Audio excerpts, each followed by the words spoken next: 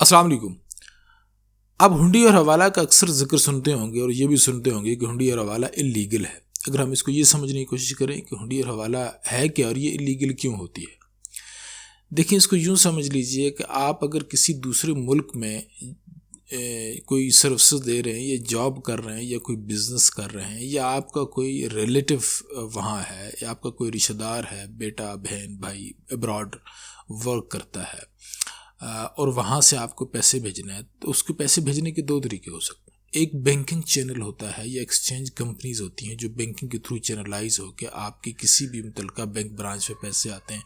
आप उस ब्रांच पे जाते हैं, आप वहाँ पर अपना सीक्रेट कोड या चेक प्रेजेंट करते हैं, जो भी मोड है उसके तहत आप पैसे निकालते हैं। ये लेजिटिमेट चैनल कराता है और उसको बैंकिंग चैनल कहते हैं। दूसरा एक तरीका ये है कि आपको हवाला और हुंडी के ज़रिए ये पैसे इस तरह से होते हैं कि वहाँ कोई लोकली से आप दुबई में काम करते हैं, यूके में भी, यूएसए में काम करते हैं, वहाँ एक लोकल पर्सन आपको अप्रोच करता है कि भाई आप अपने पैसे मुझे दे दीजिए।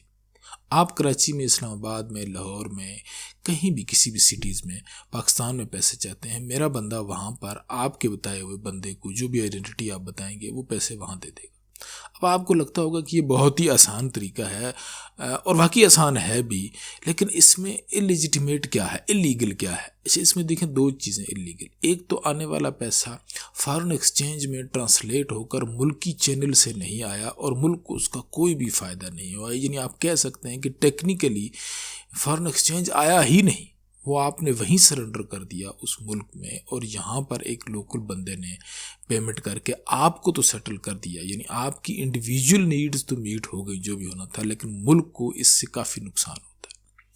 उल्टा कर देखें, दूसरी साइड तो बिल्कुल क्रिमिनल ऑफेंस में आती है और उसके ख़िलाफ़ तो, और उस केस में तो आपके ख़िलाफ़ एज एन इंडिविजुअल कार्रवाई होती है हुंडा और हवाला के इलीगल बिजनेस की वजह से। आपने पैसे बाहर भेजने हैं तो बाहर पैसे भेजने के लिए कुछ legitimate purpose government of Pakistan ने फॉरेन एक्सचेंज रेगुलेशन एक्ट के तहत स्टेट ऑफ पाकिस्तान अलाउ करता है कि एजुकेशन के लिए कैसे पैसे भेज सकते हैं, मेडिकल के लिए कैसे भेज सकते हैं, इन्वेस्टमेंट के लिए कैसे भेज सकते हैं।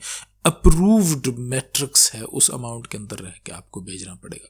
लेकिन उसका भी अगर आप हाल ये निकालें कि आप यहाँ किसी बंदे को पैसे दें और यूएसए में बैठा हुआ बंदा आपके बताए हुए बंदे को पैसे दे दे, तो आपने इलीगल ट्रांजैक्शंस की है पाकिस्तान से अब्रॉड, यानी इनडायरेक्टली आपने फॉरेन एक्सचेंज कॉरिडोर को बाईपास करते हुए अमाउंट रिमिट की है। इसलिए इस हवाला और हुंडी के कारोबार को हर कंट्री इलीगल करार देता है। इनवर्ड में आप फॉरेन एक्सचेंज रिजर्व जो मुल्क में आना था उसको बाईपास करते हैं और आउटवर्ड में तो आप एक बिल्कुल क्रिमिनल ऑफेंस कर देते हैं कि वो अमाउंट जो बाहर नहीं जा सकती थी, से ये जाने का एक चैनल था और अप्रूवल का एक मैट्रिक्स था state bank government of Pakistan, वो आपने बाईपास किया और एक इलीगल चैनल से अमाउंट वहाँ तक पहुँचा दी। यही वो बाज़गश्त है जो आप पॉलिटिकल एक दूसरे से ब्लेम गेम में भी सुनते होंगे कि हवाला और हुंडी के ज़रिए बाहर पैसे भेज दिए गए।